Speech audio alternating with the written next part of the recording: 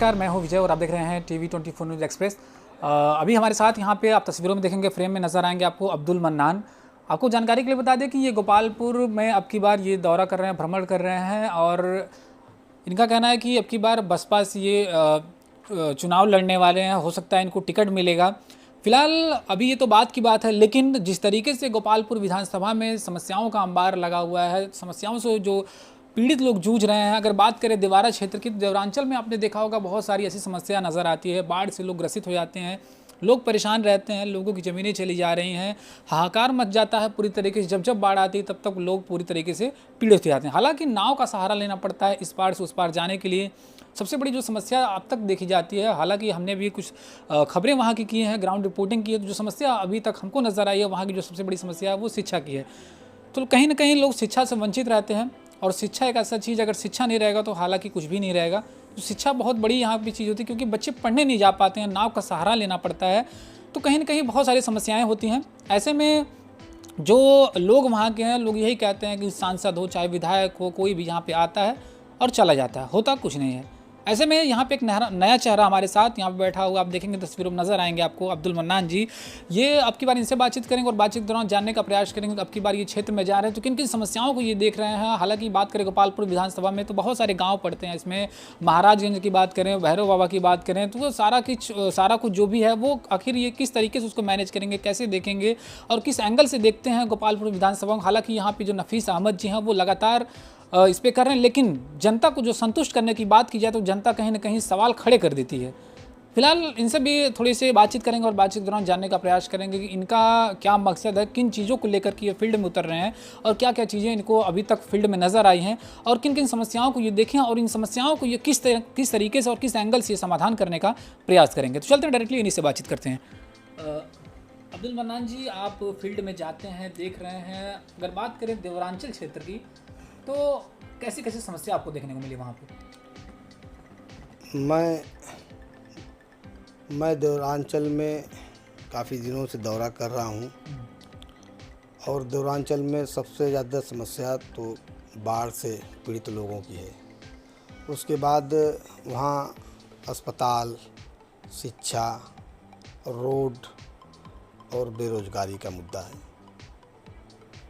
मेरे गांव के बगल की एक लड़की जो मुबारकपुर विधानसभा की है, सहानी बिरादरी से है, मैं उसके यहाँ गया कटानी में, जो है उसके पति की डेथ हो गई।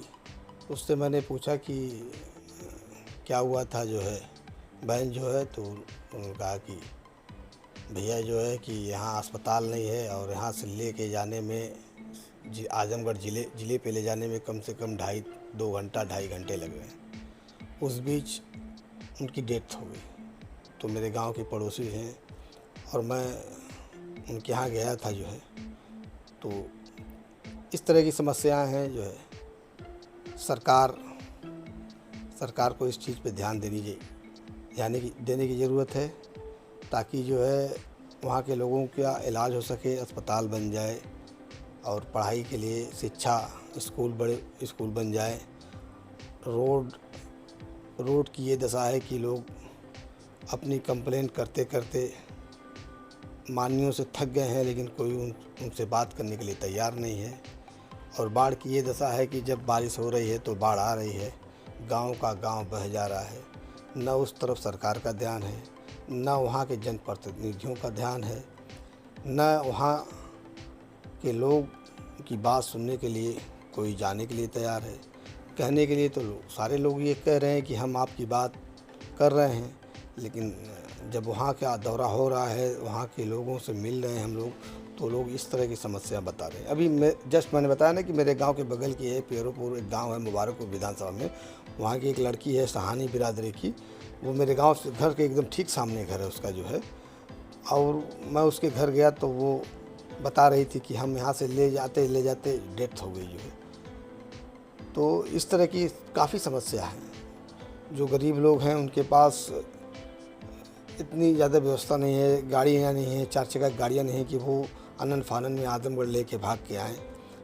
जब तक गाड़ी घोड़ा लोग व्यवस्था करते हैं तब तक भाई आदमियों की मृत्यु हो जा रही है या काफ़ी ज़्यादा बीमार हो जा रहे हैं। पैसा नहीं है, अस्पताल में जाइए तो अब हमारे पास अगर 1,000 रुपया है तो वहाँ 50,000 रुपया लग रहा है। तो इस तरह की समस्याएं हैं जो है, गरीब लोग काफ़ी परेशान हैं। और पूरा देवारा बेल्ट और पूरे गोपालपुर की दशा ये है कि सड़कें जर्जर हो चुकी हैं और उस बीच कोई उनकी समस्या सुनने के लिए तैयार नहीं है।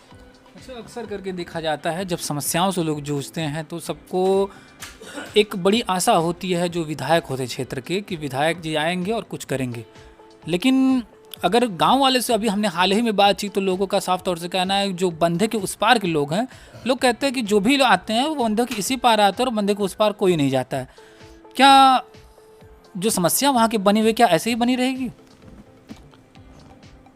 हम जनता के बीच जा रहे हैं और अगर जनता ने हमें आशीर्वाद दिया, हम बसपा से चुनाव लड़ने की तैयारी कर रहे हैं। अगर बहन जी का आशीर्वाद मिला और जनता का आशीर्वाद मिला तो इस समस्या को दूर किया जाएगा। किस मतलब क्या मुद्दा लेके जाने वाले क्षेत्र में, क्या लोगों को बता रहे हैं कि कैसे समस्या में लोगों को दूर करेंगे?